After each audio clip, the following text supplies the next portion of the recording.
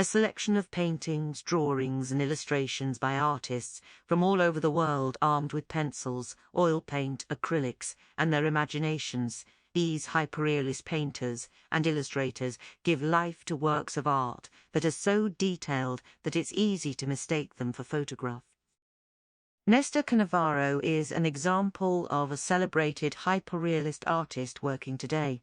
He is also a member of the Domestica community and teaches the course, Realistic Portrait with Coloured Pencils. Diego Coy, Italy, 1989. This self-taught artist was born in Calabria and christened Diego Fazio.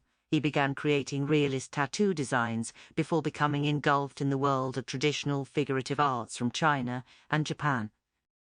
After discovering the legend of the Koi carp, a symbol of friendship, love and regeneration, he decided to incorporate the word into his artistic name. A fan of the chiaroscuro technique, a Renaissance shading technique used by Caravaggio, his favourite artist, he draws with just a graphite pencil.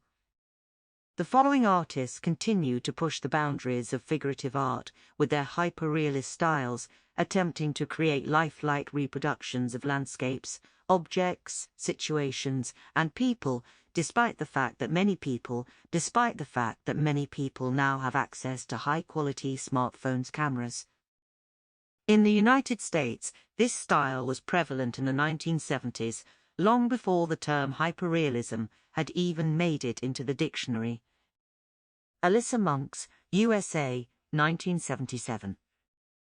Born in New Jersey and based in New York, Alyssa not only explores hyperrealism, but she also creates images that have an impressionist air, always channeling a feeling of intimacy in her work that reflects on human fragility.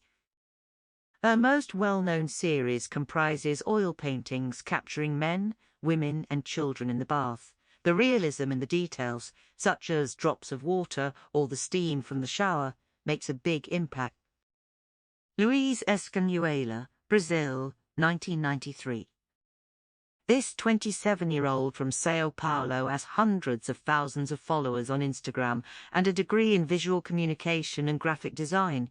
His hyperrealist creations are characterized by a unique awareness and, when it comes to his technique and color choices, great precision. Now, he prefers to use oil paints, but he also works with graphite.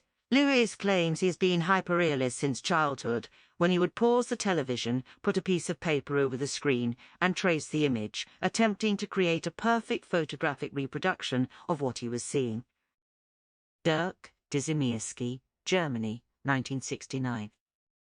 Currently one of the biggest names creating hyperrealist art, Dirk, who has won prizes and exhibited all over the world, works solely in graphite pencil. His style is marked by its extreme level of detail. Hyperrealism isn't the result, it's the medium through which you achieve it, he says. Translating a photograph into a painting or a drawing, I look to add new levels of comprehension and appreciation that go beyond a simple copy. They allow the spectator to submerge themselves in the image and see it from multiple perspectives. Hugo, Laurencena, Argentina, 1950. Since the mid-70s, Hugo Laurencena has made still lifes that burst with vivid colours and textures his trademark. While he was born in Buenos Aires, he's been living in Mexico for a long time. His subjects include everything from multicolour marble and candles to corks, stones and vegetables. Whatever the object, this artist will transform it into a unique visual using diverse techniques and materials, including colour pencils, pastels, acrylics and oil paints. Gina, South Africa, 1983. Born in Natal in South Africa, this hyperrealist artist is drawn to the deterioration of abandoned interior spaces that are devoid of life but make a lasting impression.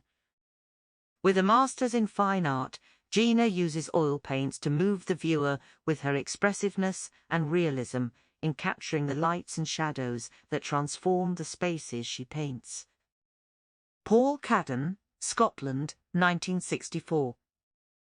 The final artist in our selection is a well-known name in the sphere of contemporary hyperrealism. He creates his images with just a graphite pencil and succeeds in capturing fleeting emotions, transforming them into eternal works with layers of meaning.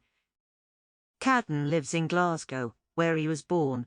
It usually takes him 3 to 5 weeks to complete one of his artworks. His drawings, paintings and illustrations are fetched up to 20,000 in galleries in London. Aside from the English capital, his works have been exhibited in New York, Andorra and Rio de Janeiro.